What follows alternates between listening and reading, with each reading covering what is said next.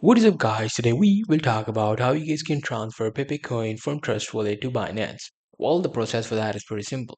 First things first, you need to get your wallet address for Binance. For that, you just have to open up your Binance. So I'm just going to search for Binance, go to Binance.com, and in the Binance, I will simply log into my account.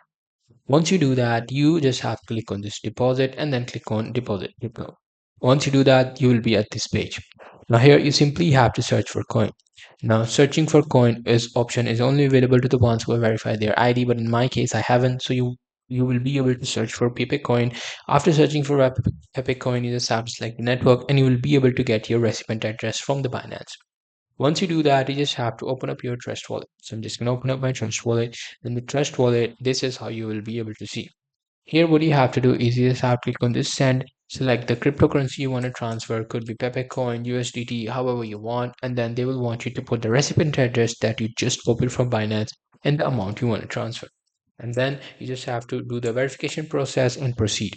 That's very much it. That's all. Be able to do it. Hope you guys find this video helpful.